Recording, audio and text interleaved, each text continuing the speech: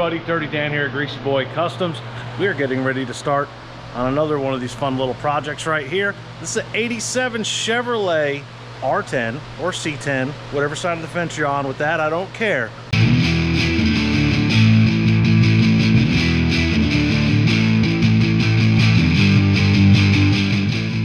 Start off, we've already disconnected quite a bit under the hood. We're gonna get this front clip ripped off so we have plenty of room.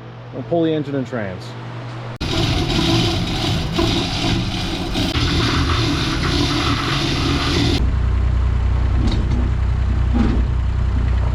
As you can see, it's very dirty, oily, greasy, and we're also going to be working on this firewall. Some of this factory coating and seam sealer they put on here is kind of sloppy and messy, so we're going to be cleaning all this up, getting it painted and sealed, as well as the firewall, and then we're going to start test fitting our engine. Speaking of engines, the engine that's going in this thing is actually going to be an LS3 from Blueprint Engines. It's dressed out, beautiful, looks gorgeous, has every accessory already on it, ready to go. We're going to be equipping it with a 4L80 transmission from B&M, and it's also going to be wired up with the Holley Terminator system. We are going to be doing other improvements, like adding air conditioning to this as well, so watch out for that in the future.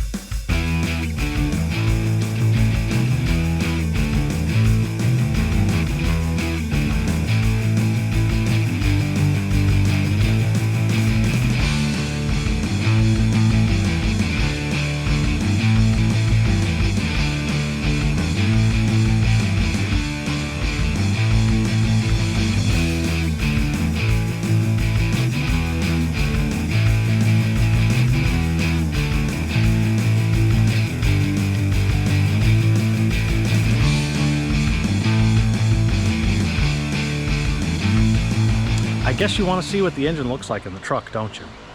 Okay. Bam, there you go. Look how gorgeous that is.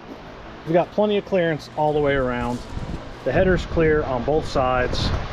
The oil pan has plenty of clearance under here. No big issues. The motor mount kit works great. Everything is right where I want it to be. Super happy.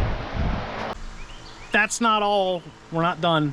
We're not done installing the engine, obviously. Actually, it has to come back out. I know it's kind of sad, but sometimes we have to do these things. We're gonna get the trans cross member fit, pull the engine back out.